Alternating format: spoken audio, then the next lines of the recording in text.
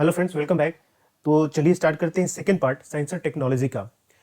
इससे पहले first part में हमने कुछ करंट अफेयर से रिलेटेड इवेंट्स देखे थे। अब आगे देखते हैं साइंस एंड टेक्नोलॉजी में। यहाँ पर सबसे पहला टॉपिक आता है विंटर डीजल। ठीक है, तो ये नॉर्मल जो डीजल होता है, लाइक जैसे पेट्रोल डीजल हम कहते हैं ना, वही डीजल है ये भी। तो इसको तैयार किया गया है आईओसीएल के द्वारा, इंडियन ऑयल कॉर्पोरेशन लिमिटेड के द्वारा, for high altitude and low temperature regions या एरिया के लिए। क्योंकि आपको पता है जो हाई ऑल्टीट्यूड होते हैं वहाँ पर टेम्परेचर कम होता है, या नॉर्मली भी ऐसे क्षेत्र जहाँ पर टेम्परेचर कम हो वहाँ पर डीजल क्या होते हैं, वो जम जाते हैं, फ्रीज हो जाते हैं। तो यहाँ वैसे जो नॉर्मल डीजल होता है ऐसे लोकेशंस पे जहाँ पर टेम्परेचर कम होता है वहाँ पर उतने फायदेमंद नहीं होते।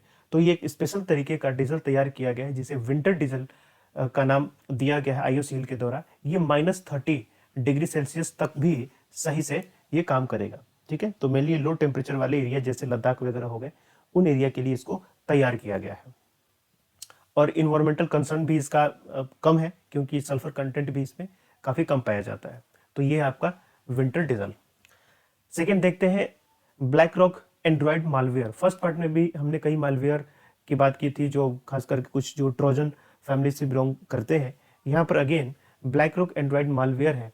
ये भी एक मालवेयर है, यानी कि आपके डेटा चुराने के काम करता है, और खास करके जो फाइनेंशियल डेटा होते हैं, जैसे कि आपका बैंक अकाउंट नंबर हो गया, आपका पासवर्ड हो गया, आपका क्रेडिट कार्ड या फिर जो डेबिट कार्ड के नंबर्स होते हैं, उनको चुराने का ये काम करता है। यहाँ पर एक नई कॉमेट को डिस्कवर किया गया है जिसका नाम है नियोवाइज। ठीक है, जिसका नाम है नियोवाइज या C/2020 इसका नाम रखा गया है। ठीक है, तो ये एक कॉमेट है। इन सबसे देखिए सीधे सीधे क्वेश्चन आते हैं। साइंस एंड टेक्नोलॉजी से क्वेश्चन बहुत घुमा फिरा के इस तरीके से नहीं होते हैं, बहुत सीधे सीधे क्वेश्चन होते हैं। अगर आपको आता है तो सही, नहीं तो गलत। तो वैसे साइंस एंड टेक्नोलॉजी के ऑप्शंस भी इस तरीके से होते हैं कि जनरल टर्म्स वाले होते हैं ये।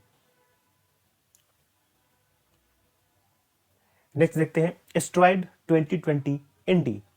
अगेन ये एक एस्ट्रॉयड, पहले पार्ट में भी हमने कुछ एस्ट्रॉयड के बारे में देखा था, और उसमें हमने देखा था कुछ ऐसे भी हैं जो पृथ्वी के काफ़ी, अर्थ के काफ़ी नज़दीक आने वाले हैं, जिनको पोटेंशियल हजार्डस ऑब्जेक्ट के रूप में भी या एस्ट्रॉयड के रूप में भी उनको नासा के द्वारा बताया गया है।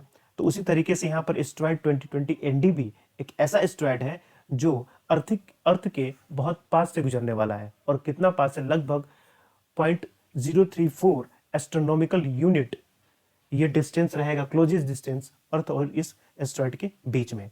तो इस एस्ट्रॉयड को क्लासिफाई किया गया है नासा के द्वारा नियर अर्थ ऑब्जेक्ट, साथ ही साथ पोटेंशियल हजार्डस। ठीक है, पहले भी हमने पढ़ा हुआ है, पोटेंशियल हजार्डस एस्ट्रॉयड या ऑब्जेक्ट के रूप में भी इसको क्लासिफाई किया गया है। देखिए, पोटेंशियल हजार्डस ऑब्जेक्ट या एस्ट्रॉयड का मतलब ये नहीं होता है कि इससे वो हजार्डस होगा ही, लेकिन पोटेंशियल है यहाँ पर, यानी कि पॉसिबिलिटी है कि हो सकता है, बट ये कोई हार्ड एंड फास्ट नहीं है कि होगा ही। तो इस एस्ट्रॉयड का नाम है एस्ट्रॉयड 2020 ND। फोबोस, ये न्यूज में क्यों रहा? आपको पता है कि हमारा जो मॉब मिशन है जो मार्स पर भेजा गया था, इसके द्वारा एक फोटो ली गई है फोबोस की। फोबोस क्या है? ये मार्स का मून है। ठीक है, मून जो होता है वो नेचुरल सैटेलाइट होता है, जैसे अर्थ का नेचुरल सैटेलाइट मून ही है, जिसको हम मून के नाम से भी जानते हैं। तो उसी तरीके से मार्स के जो नेचुरल सैटेलाइट यानी कि जो मून है वो दो है, एक है डेमोस और एक है फोबोस। फोबोस जो है वो सबसे क्लोजेस्ट, किसके क्लोजेस्ट? मार्स के क्लोजेस्ट, और सबसे बिगेस्ट मून है मार्स का।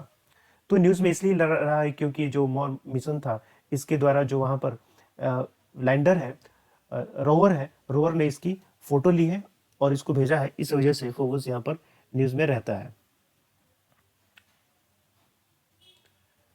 नेक्स्ट देखते हैं मिशन होप।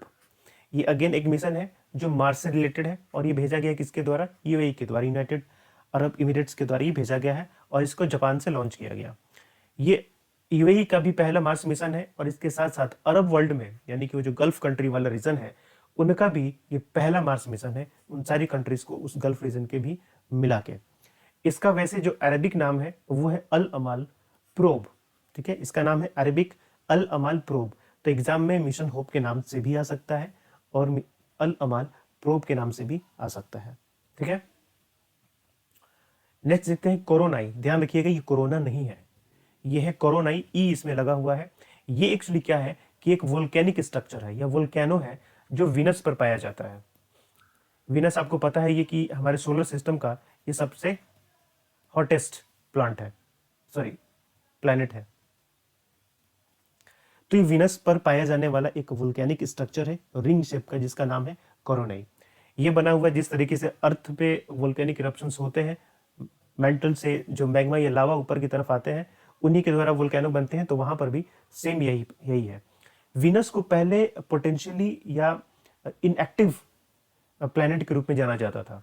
विनस को पहले इनएक्टिव प्लैनेट के रूप में इसको जाना जाता था, लेकिन अब इस तरीके से वोल्केनिक इरप्शंस या वोल्केनिक स्ट्रक्चर को देख के पता लगता है कि ऐसा नहीं है कि विनस इनएक्टिव है, यहां पर भी एक्टिविटीज होती हैं, जिसका नाम है कोरोनाई। नेक्स्ट देखते हैं सोलर ऑर्बिटर मिशन। ये एक ज्वाइंट प्रोजेक्ट है जो कि यूरोपियन स्पेस एजेंसी और नासा ये दोनों मिलकर करेंगे टू स्टडी द सन। ठीक है, और ये लॉन्च किया गया है आपको फरवरी 2020, पिछले साल, यानी कि 1 साल हो गया इसको लॉन्च किया है। पर्पस क्या है? सन की स्टडी करना कि सन में किस तरीके से मैग्नेटिक फील्ड्स ओरिजिनेट्स होते हैं और जो सन स्पॉट होता है उसका क्या इफेक्ट होता है, जो सोलर फ्लेम्स होते हैं उनका अर्थ पर क्या इफेक्ट पड़ता है, इन सारी चीजें के बारे में जानने के लिए सोलर ऑर्बिटर मिशन नासा और यूरोपियन स्पेस एजेंसी दोनों ने मिलकर स्टार्ट किया हुआ है। नेक्स्ट देखते हैं साराभाई क्रेटर।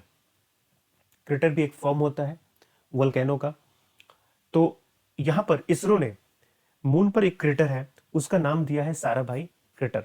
ठीक है, इसरो के द्वारा मून पर एक क्रेटर पाया जाता है, उस क्रेटर को साराभाई क्रेटर का नाम रखा गया है।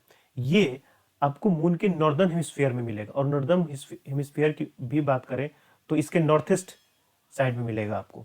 ठीक है, ये है मून आपका, ये नॉर्दर्न हेमिस्फीयर, और नॉर्दर्न हेमिस्फीयर में भी नॉर्थ ईस्ट साइड में ये आपको क्रेटर मिलेगा। ये कैसे बना है इसका भी पूरा एग्जैक्ट रीजन नहीं है, लेकिन पॉसिबिलिटी बताई जा रही है, या तो वोल्केनो से हो सकता है, या मेटेराइट जो इम्पैक्ट होते हैं उनसे हो सकता है, या फिर एक्सप्लोजन की वजह से हो सकता है। तो किसी भी रीजन से ये बना होगा। इसके अगर हम डायमीटर की बात करें तो 8 किलोमीटर, और डेप्थ की बात करें तो 1.7 किलोमीटर इन डेप्थ में है। तो इसका नाम है साराभाई क्रेटर, जो कि मून का एक क्रेटर है जिसका नाम ये रखा गया है। नेक्स्ट देखते हैं space x SN5 starship prototype. हमने पहले पार्ट में भी स्पेस एक्स से रिलेटेड एक स्पेस क्राफ्ट के बारे में पढ़ा था जिसका नाम था ड्रैगन फ्लाई। ठीक है, ड्रैगन फ्लाई भी क्या करेगा कि इंटरनेशनल स्पेस स्टेशन तक जो एस्ट्रोनॉमर्स होंगे या फिर साइंटिस्ट होंगे उनको ले जाने का काम करेगा। तो यहाँ पर एक मार्स शिप बनाया गया है, यानी कि ये शिप क्या करेगा, मार्स तक ले जाने का भी काम कर सकता है। ठीक है, वैसे ये एक प्रोटोटाइप है, ध्यान रखिएगा, ये क्या है, प्रोटोटाइप। तो प्रोटोटाइप जो होता है ये ओरिजिनल स्ट्रक्चर नहीं होता या ओरिजिनल प्रोडक्ट नहीं होता। ओरिजिनल प्रोडक्ट बनाने से पहले हम एक डुप्लीकेट प्रोडक्ट बनाते हैं, यू कैन से प्रोटोटाइप उसको हम कहते हैं, जिसको मेनली टेस्टिंग के लिए बनाया जाता है। तो इसकी फिलहाल टेस्टिंग की गई है इस मार्स शिप की।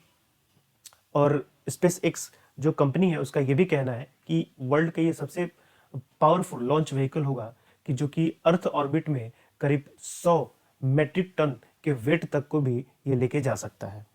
ठीक है, तो स्पेस एक्स का SN5 स्टारशिप ये क्या है, मार्स शिप है, यानी कि शिप है जो यहाँ से लोगों को या फिर जो भी चीजें हैं उनको लेके जा सकता है। नेक्स्ट देखते हैं अंडर सी ऑप्टिकल फाइबर केबल। आपको पता होगा कि अंडमान निकोबार तक चेन्नई से एक ऑप्टिकल फाइबर बिछाया गया है और ये अंडर सी है। ठीक है, यानी कि बे ऑफ बंगाल में ये नीचे पानी के नीचे से होके जाता है समुद्र में। तो ये इंडिया का पहला ऐसा ऑप्टिकल फाइबर केबल है जो कि सी के अंदर से होके जाता है, जो चेन्नई से अंडमान निकोबार तक जाएगा। इसकी टोटल लेंथ की बात करें तो आपको 2312 किलोमीटर है, और इसकी स्पीड की बात करें तो मेनली ऑप्टिकल फाइबर है जो इंटरनेट कनेक्टिविटी के लिए यहाँ पर बिछाया गया ताकि हाई स्पीड की इंटरनेट कनेक्टिविटी उनको प्रोवाइड की जाए। पोर्ट ब्लेयर में ऐसा कहा जा रहा है, क्लेम किया जा रहा है कि 500 Gbps तक का स्पीड होगा। और वहीं पोर्ट ब्लेयर के अलावा जो बाकी के आइलैंड्स हैं, जैसे कि आपको लिटिल अंडमान हो गया, ग्रेट निकोबार, कार निकोबार, इस तरीके से हो गए, कमोरता हो गया, तो ऐसे आइलैंड्स पर, या हैवलॉक हो गया, तो ऐसे आइलैंड्स पर कहा जा रहा है कि 200 Gbps तक की स्पीड यहाँ पर आ सकती है। ठीक है, तो यह है भारत का पहला अंडर सी ऑप्टिकल फाइबर केबल जो कि चेन्नई से अंडमान निकोबार तक बिछाया गया है। नेक्स्ट देखते हैं एक्सेलरेटिंग CCUS टेक्नोलॉजी। CCUS क्या है? Carbon capture utilization and storage.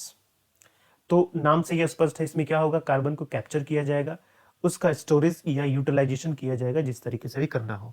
तो कार्बन को हम मेनली, आपको ये याद होगा कि ग्रीन फ्यूल या फिर ग्रीन इन्वायरमेंट को बढ़ावा देने के लिए जो एक्स्ट्रा हमारे एटमॉस्फेयर में कार्बन है उसको कैप्चर करने की बात हो रही है, जिसे कार्बन सिक्वेस्ट्रेशन में भी आपने पढ़ा होगा इन्वायरमेंट में। तो मेनली क्लीन एनर्जी को ये बढ़ावा इंप्रूव देने करने के लिए इसको स्टार्ट किया गया है। तो ये ग्लोबल इनिशिएटिव है, कुल 24 कंट्री और यूरोपियन यूनियन ने मिला के, इन दोनों ने मिलके इसको स्टार्ट किया हुआ है ताकि क्लीन एनर्जी को बढ़ावा दिया जा सके। अभी तक एक्सेलरेटिंग CCUS टेक्नोलॉजी के 3 कॉल हो चुके हैं। 3 कॉल का मतलब आप यूं कहें कि 3 बार इसकी मीटिंग बुलाई गई है या फिर 3 बार इनिशिएटिव लिया गया है। पहले बार 2016 में लिया गया था, जिसमें जो फंड था वो प्रोवाइड किया गया था, जो पार्टिसिपेटिंग कंट्रीज थी और यूरोपियन कमीशन था उसने प्रोवाइड किया था। दूसरा कॉल 2018 में आया था, जिसमें funding participating national funding agency ने किया था। तीसरा कॉल 2020 में भारत का department of science and technology ने यहां पर किया है। ठीक है, भारत की तरफ से तीसरा कॉल किया गया है, किस डिपार्टमेंट के द्वारा? Department of science and technology. और ये फंड ये करेगा कितना? 10 मिलियन यूरो की इन्होंने बात की है, ये पैसा देंगे department of science and technology. तो मेनली स्लेटिंग CCUS किस लिए है? ये क्लीन एनर्जी में इनोवेशन लाने के लिए, क्लीन एनर्जी को बढ़ावा देने के लिए ये ग्लोबल इनिशिएटिव है, जो 24 कंट्री और यूरोपियन यूनियन के जॉइंट प्रोजेक्ट की तरह इसको लाया गया है। नेक्स्ट देखते हैं फुजीहारा इफेक्ट। फुजीहारा इफेक्ट क्या होता है? जैसे मान लीजिए 2 साइक्लोन है, नियर बाई साइक्लोन, दोनों आसपास हैं, और जब ये दोनों साइक्लोन मिल जाए एक दूसरे में, तब हम इस इफेक्ट या फिनोमिना को हम कहते हैं फुजीहारा इफेक्ट के नाम से जानते हैं। अब मान लीजिए कि ये जो साइक्लोन होगा ये अलग अलग साइज का हो सकता है। अब ये साइक्लोन ए, ये साइक्लोन बी हो सकता है, ए साइक्लोन की साइज बी साइक्लोन से ज्यादा होगी। तो जो साइक्लोन बड़ा होगा वो साइक्लोन क्या होगा? इस प्रोसेस में डोमिनेट करेगा। ठीक है, और जो छोटा साइक्लोन होगा वो बड़े साइक्लोन के चारों तरफ राउंड करेगा मिलने के बाद। ठीक है, तो इस सिस्टम में क्या होता है कि ये दोनों साइक्लोन एक दूसरे के साथ मिल जाते हैं, मर्ज हो जाते हैं, तो इस तरीके फिनोमिना को हम फुजीहारा इफेक्ट कहते हैं। ये न्यूज में रहा क्योंकि गल्फ ऑफ मैक्सिको की तरफ जो हरिकेन्स वगैरह आते हैं, तो वहां पर 2 हरिकेन के मिलने की वजह से एक मैसिव हरिकेन क्रिएट हुआ, जिसकी वजह से फुजीहारा इफेक्ट न्यूज में रहा है। नेक्स्ट देखते हैं EUDFS, ये है 0 and 1, one of the earliest Galaxy discovered by UV imaging telescope on AstroSat. Earliest Galaxy का मतलब ये हुआ ऐसी गैलेक्सी जिनका निर्माण बहुत पहले हुआ है, जो आरंभ का समय था, जिस समय यूनिवर्स का डेवलपमेंट हो रहा था, उस समय इनका निर्माण हुआ है। तो ये one of the earliest Galaxy है, यानी कि इसके अलावा भी बहुत सारी गैलेक्सीज हैं। और ये जो गैलेक्सी है ये कहाँ पर पाई गई है? ये गैलेक्सी पाई गई है हबल एक्सट्रीम डीप फील्ड में। एक्चुअली ये क्या है? ये एक लोकेशन है, ये एक एरिया है या लोकेशन है यूनिवर्स में। कहाँ पर? यूनिवर्स में ये एक एरिया है जहां पर करीब 5500 गैलेक्सीज यहाँ पर पाई जाती है, और इसमें से मैक्सिमम जो है वो अर्लीस्ट गैलेक्सी का स्टेटस रखती है कि उनका निर्माण काफी पहले हुआ था, करीब 10 से 13 बिलियन ईयर्स पहले इनका निर्माण हो चुका था। ठीक है, तो हबल एक्सट्रीम डीप फील्ड जो है ये क्या है? ये लोकेशन है यूनिवर्स पे जहां पर करीब 5500 गैलेक्सीज मिलती हैं। उनमें से एक RDFS 01 नाम का भी एक गैलेक्सी है, जो कि अर्लीस्ट गैलेक्सी की कैटेगरी में आता है। खोजा किसने है? UV इमेजिंग टेलीस्कोप ने खोजा है। और ये टेलीस्कोप किस पर लगाया गया है? ये एस्ट्रोसैट, ये इंडिया का एक सैटेलाइट है जिस पर इस टेलीस्कोप को लगाया गया है, उसने ये डिस्कवर किया हुआ है। तो इसी के साथ एस्ट्रोसैट के बारे में कुछ देख लेते हैं। ये मल्टी वेवलेंथ एस्ट्रोनॉमी मिशन है ऑन IRS, यानी कि इंडियन रिमोट सेंसिंग सैटेलाइट, जो पिक्चर्स वीडियोस लेने का काम करेगी। और इन पिक्चर्स वीडियोस का हम यूज करते हैं अपने यहाँ, जैसे कि डिजास्टर मैनेजमेंट हुआ, मेट्रोलॉजी हुआ, एग्रीकल्चर हुआ, फ्लड मैनेजमेंट हुआ। ठीक है, तो इन सारी चीजों के लिए इसका हम यूज करते हैं। इसको 2015 में लॉन्च किया गया था सतीश धवन स्पेस सेंटर से, जो करीब 650 किलोमीटर की हाइट पर नियर इक्वेटोरियल ऑर्बिट में इसको भेजा गया था। तो अभी हमने जिस टेलीस्कोप की बात की थी, इनमें से एस्ट्रोसैट में कुछ टोटल 5 पेलोड्स भेजे गए थे, जिसमें से एक ये टेलीस्कोप भी था जिससे वो इमेज ली गई है अर्लीस्ट गैलेक्सी की। नाउ ड्वार्फ प्लैनेट सीरस, ये नाम है सीरस, ये एक ड्वार्फ प्लैनेट है। तो ये क्या है कि जो एस्टेरॉयड बेल्ट होता है मार्स और जुपिटर में के बीच में, आपको पता होगा कि मार्स और जुपिटर में एक बहुत बड़ा बेल्ट है जिसमें एस्टेरॉयड्स मिलते हैं। तो उस एस्टेरॉयड बेल्ट में ये सबसे बड़ा सेलेस्टियल बॉडी है जिसका नाम है सीरस। ओके, यहाँ पर एक क्रेटर पाया जाता है जिसका नाम है ओकेटर, यानी कि सीरस पर एक क्रेटर मिलता है जिसका नाम है ओकेटर। और यहाँ पर कुछ एविडेंसेस मिले हैं कि इस ओकेटर के नीचे जो एक फ्रीज वाटर है, उस फ्रीज वाटर के नीचे कुछ साल्ट वाटर के एविडेंस यहाँ पर मिले हुए हैं। ठीक है, नेक्स्ट लास्ट AR2770, यह है सन स्पॉट ग्रुप।